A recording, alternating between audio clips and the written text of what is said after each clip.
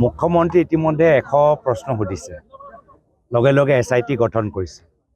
আমি বিচাৰিছোঁ SIT যদি কামখিনি সম্পূৰ্ণ হৈ গ'ল, এটা তেওঁলোকে SIT ৰিপৰ্টটো জমা কৰক, জনসাধাৰণকো জানিবলৈ দিয়ক যে SIT কি তথ্য ওলাইছে, আমিও জানিবলৈ বিচাৰোঁ।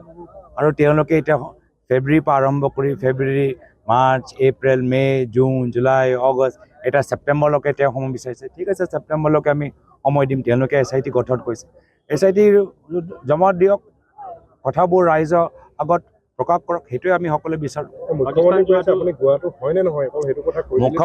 মুখ্যমন্ত্ৰী ইতিমধ্যে 100 প্ৰশ্ন সুধিছে আৰু SIT গোটেইখিনি কথা চাই আছে। তো 100 বাৰ প্ৰশ্ন উত্তৰ দিয়াতকৈ এবাৰ তেওঁলোকে, তাৰ তলত লিখা আছে আৰু প্ৰশ্ন সুধিম, ইয়াৰ পূৰ্বে আৰু সুধিছে।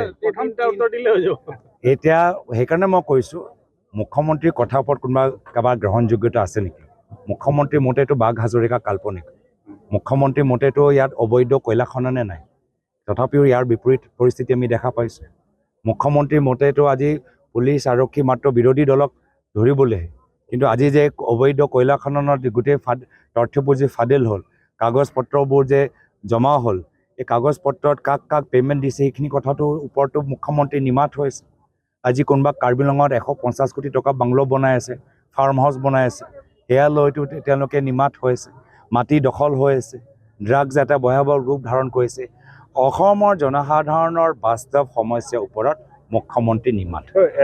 SIT বস্তুটো চাই থকা সময়ত কালি এজন বিধায়কে আপোনাৰ 15 দিনৰ কাৰ্যসূচী পাকিস্তানৰ ৰাজহুৱা কৰি দিছে ফেচবুকত। কোনোবা এজন বিধায়কে কিবা এটা কাৰ্টুন পোষ্ট কৰিছে, পিছত সেই কাৰ্টুনটো ডিলিট কৰি দিলে। এতিয়া সেই বিধায়কজনকে সোধক। মুখ্যমন্ত্ৰী যিকোনো নিৰ্বাচনী প্ৰচাৰত অকল আপোনাৰ কথাই কয়। মইতো কৈছোঁ, তেওঁলোক এতিয়া অসমৰ ৰাইজে তেখেতৰ ৰাজনীতি আৰু আমাৰ ৰাজনীতিৰ মাজত পাৰ্থক্যটো দেখিছে, বুজি পাইছে। আমি গহীন হৈ পেহেলগামৰ সম্পৰ্কত আমি সকলোৱে একত্ৰিত হ'বলৈ বিচাৰোঁ। আমি ইয়াৰ বিপৰীত চৰকাৰক সমৰ্থনে জ্ঞাপন কৰিছোঁ যে আপোনালোকে ওলাই আহক আৰু এটা সঠিক, শক্তিশালী, বলিষ্ঠ প্ৰতিক্ৰিয়াৰ জবাব আপোনালোকে পাকিস্তান আৰ্মিক দিয়ক।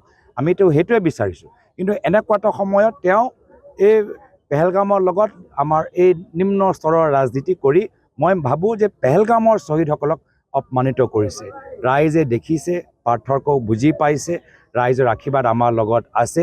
আমি ৰাইজৰ হৈ মাত মাতিছোঁ। আজি ড্ৰাগছ, কয়লা, আজি ভ্ৰষ্টাচাৰ ডাঙৰ সমস্যা হৈ পৰিছে, কিন্তু এই ক্ষেত্ৰত বৰ্তমান চৰকাৰ বিফল, বৰ্তমান চৰকাৰ নিমাত।